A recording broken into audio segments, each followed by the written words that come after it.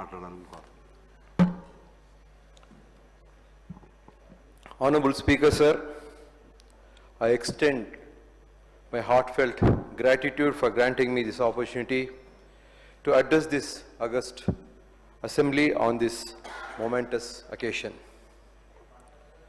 Today, we stand at the threshold of history, poised to make a landmark decision, the subcategorization of scheduled castes. In Telangana, this bill is not merely a policy change, it is a decisive step towards achieving real social justice by addressing inequalities that have persisted for generations. The Scheduled Caste Subcategorization Bill represents a significant legislative initiative aimed at ensuring an equitable distribution of benefits under affirmative action policies within the SC community. Acknowledging the internal stratification within this diverse group, the bill seeks to create subcategories to better implement reservation policies across education, employment, political representation, and other critical areas. India's Dalit population comprises over 200 million individuals and approximately 16.6% of the nation's population has long grappled with unequal access to opportunities. While some groups have progressed, others remain trapped in cycle of deprivation. Under the dynamic leadership of our CM Shri Revanth Reddy Garu, Telangana now leads the nation in pioneering the model of affirmative action that promotes fairness and inclusivity within reservations, thereby making justice more meaningful. By taking this bold step, we affirm our commitment to the constitutional ideals of equality and social justice. This initiative resonates deeply with Dr. B.R. Ambedkar's vision of an inclusive democracy where every individual, regardless of caste or birth, has an equal opportunity to thrive. Today, this assembly has the honor of shaping history and setting a transformative precedent for our nation. To grasp the significance of this moment, it is essential to understand the historical context that made these measures necessary. For centuries, India's caste system rigidly divided society into a hierarchical structure. At the very bottom of this hierarchy, the hierarchy were us, untouchables, who were entirely excluded from 4 varnas and relegated to the status of outcasts. We were often referred as the Panchamas, the 5th varna, effectively placing us outside the caste system altogether. For generations, our communities suffered relentless oppression and systemic discrimination. We were barred from entering temples, denied access to education, forced into dehumanizing occupations, and considered polluted merely by our touch. This inhuman practice of untouchability was deeply entrenched in the social fabric, with the scheduled castes bearing the brunt of the cruelty. This practice eroded the dignity of millions. The sheer magnitude of this injustice galvanized Indian social reforms and freedom fighters to demand special protection for the depressed class, as they were termed during the colonial times. This long history of systemic Exclusion ultimately led to the adoption of reservation policies measured at redressing historical injustices and enabling Dalits to participate as equals in society. Our resolve today is driven not only by the weight of history but also by the enduring principles of social justice. Political philosopher John Rawls taught us that justice is fairness. A society must structure inequalities in ways that benefit its least advanced members. The subcategorization of scheduled caste reflects Rawls' difference principle, ensuring that the most disadvantaged among the Dalits receive greater support. This approach makes equality of opportunity more substantive and meaningful for those who need it the most. Similarly, a theorist, Nancy Fraser, reminds us that true justice demands both the redistribution of resources and the recognition of marginalized identities. Injustice, she argues, are two-dimensional, encompassing economic deprivation and cultural disrespect. Respected Speaker, sir, the subcategorization policy is a crucial step towards realizing Dr. Ambedkar's ideal of social democracy. By uplifting Dalits subgroups that have yet to fully experience the benefits of freedom, we move closer to the vision of society where every individual holds equal value. The initiative reaffirms the principle that equity, not merely formal equality, is the essence of justice. The concept of reservations, affirmative action for historically oppressed communities did not emerge overnight. It has long rich history shaped by visionary reformers and the hard-fought political struggles of the past 150 years. In the late 19th century, social reformers like Jyotiba Phule in Maharashtra spearheaded efforts to challenge the caste hierarchy. Phule emphasized education and empowerment for the lower caste, laying the groundwork for transformative social change. By the early 20th century, these ideas began to take shape in policy, championed by progressive leaders and princely rulers. Among them, Chhatrapati Sahu Maharaj of Kolhapur stood out as a pioneer. In 1902, he introduced landmark reservation policy by allocating 50% of government jobs in his state to non-Brahmins, including untouchables. Honorable Speaker, sir, this marked a turning point. The Government of India Act 1935 solidifies the framework of Dalit representation. It was that the scheduled caste was first introduced in law, signifying castes listed, that is, scheduled for special consideration. When the Act came into effect in 1937, it provided reserved legislative seats for scheduled castes, formalizing the provisions agreed upon the Pune Pact.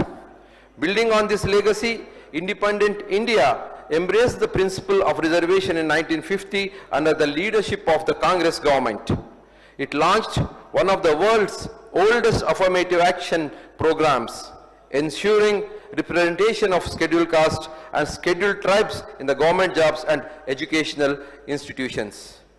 Honorable Speaker, sir, while reservations have undoubtedly opened the doors for Dalits as a whole over the decades, a concerning pattern has emerged within the scheduled caste.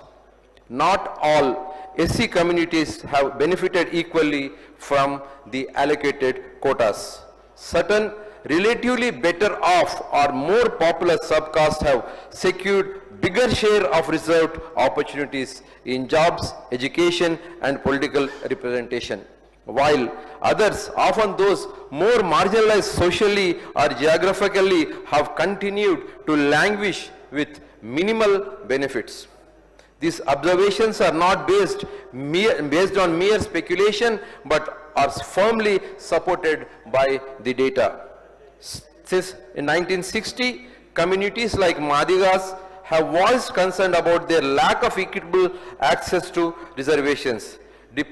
Despite comprising 62% of the total SC population, we have consistently been underrepresented in proportion to our numbers. In 1965, the BN Loco Committee recognized this disparity and recommended the removal of certain socially advanced SC groups from the list, identifying the Madigas as among the most severely disadvantaged.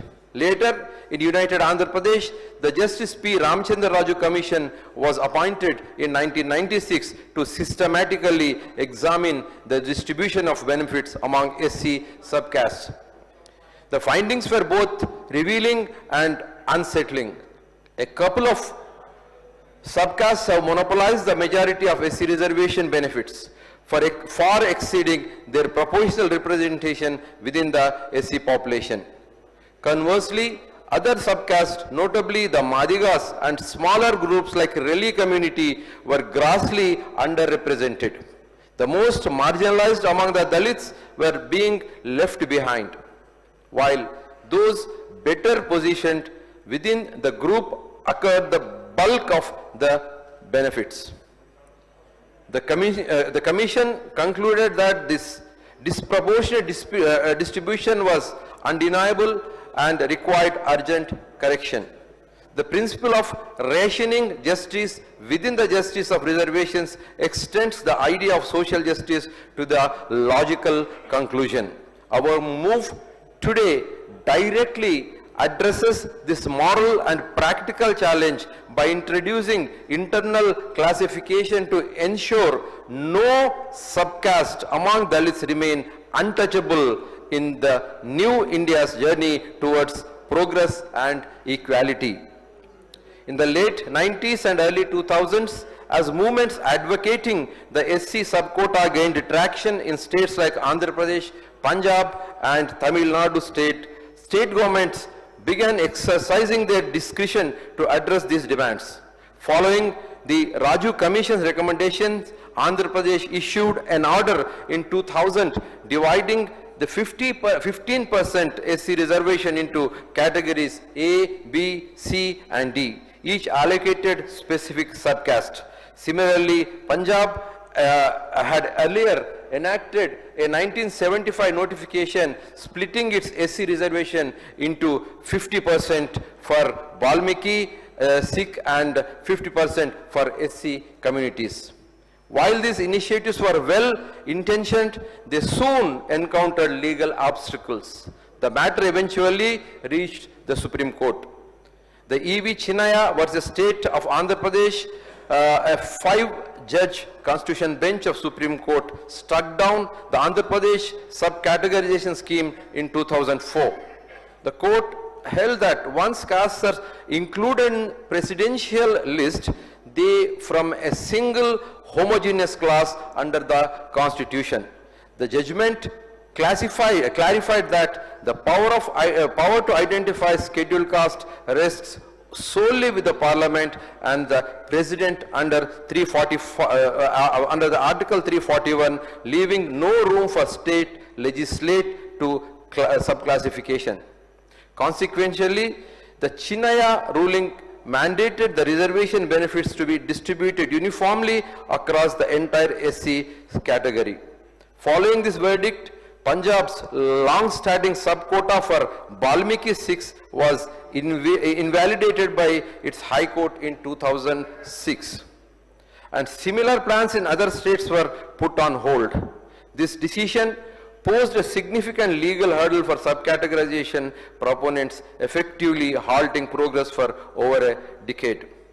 However, the subsequent years, legal and academic discourse evolved, emphasizing that substantive equality often necessitates differentiation within broad categories. This understanding culminated in landmark judgment on August 1st, 2024, when a 7-judge constitutional bench of Supreme Court overruled E.V. Chinnaya and upheld the validity of subclassification of SCs and STs for reservation purpose. In a 6:1 majority verdict led by Justice D.Y. Chandrachud, the court affirmed that states have the authority to categorize scheduled caste into subgroups to ensure equitable distribution of reservation benefits. This extraordinary decision, where a larger bench overturned a prior constitutional bench ruling, reaffirms the principle that equality requires treating differently situated groups differently to achieve fairness. The court's new jurisprudence laid down critical guidance and rationale. It acknowledged that there are most disadvantaged sections even within the scheduled caste who have historically been excluded from benefiting fully due to internal caste hierarchies. Subclassification, the court emphasized, is not violation of equality but rather mechanism to realize the true essence of equality by ensuring equitable access for all subgroups. The verdict further stipulated subcaste quota must be grounded in sound empirical data reflecting the relative backwardness and underrepresentation of specific subcastes. Additionally, it imposes an essential safeguard. Any policy of subclassification would remain subject to judicial review to prevent its misuse for political purpose. Today, this assembly stands at the forefront of this transformative movement. We must feel extremely proud, extend our heartfelt gratitude to our visionary leader, Shri Revanth Reddy Garu, as we are among the first in India to seize this opportunity afforded by the Supreme Court enlightened judgment. Taking the lead role, Shri Revanth Reddy Garu has made the social justice equitable and possible for the most disadvantaged classes of this nation, not only this state but also leading light for this nation to emulate. Crafting a fairer reservation framework in alignment with the principles of equality and the law of the land. While legal green light, Telangana has acted swiftly and decisively to implement scheduled caste subcategorization under the visionary leaders of our Chief Minister. I call this model as a Revanth Reddy model of social justice. Shri Revanth Reddy Garu has done his level best to make sure he and his government serve the best to the marginalized communities who are living in this society. Our state, known for championing progressive social principles and policies, once again lead from front in pursuit of social, equitable social justice. On September 12, 24, under the leadership of CM Shri Revanth Reddy Garu has constituted a subcommittee under the leadership of Shri Uttam Reddy Garu, and on November 11, 2024, the government constituted a one-member judicial commission headed by retired Justice Shamim Akhtar to examine disparities among SC communities in Telangana. The commission was tasked with collecting extensive data and conducting consultations, building on groundwork laid by earlier studies in Andhra Pradesh, but focusing on Telangana's present demographics and socio-economic realities. Over the past several months, the Akhtar Commission engaged with stakeholders, received representations from various SC communities and organizations, and analyzed detailed statistics on education, employment, and socio-economic indicators such as all SC subcastes in the state. On February 4th, 2025, during a special session of Telangana Assembly, the Honorable Chief Minister tabled the Commission's report and the proposal for subcategorization, marking a transformative step towards targeted social justice. The proposed model divides Telangana's 59 communities into 3 groups, Group A, B and Group C for reservation. Each group is allocated a proportion of 15% quota based on their population share and degree of underrepresentation as recommended by the Commission without delivering into excessive statistics, and broad allocations are as follow. Group 1 gets 1% and Group 2 gets 9% and the Group C gets 5% in the within the 15% quota. The bill to amend in Telangana Reservation Act accordingly has been introduced. It incorporates the 3-group formula and establish a mechanism for periodic review of the subcategorization to follow for adjustments if any group progresses significantly. The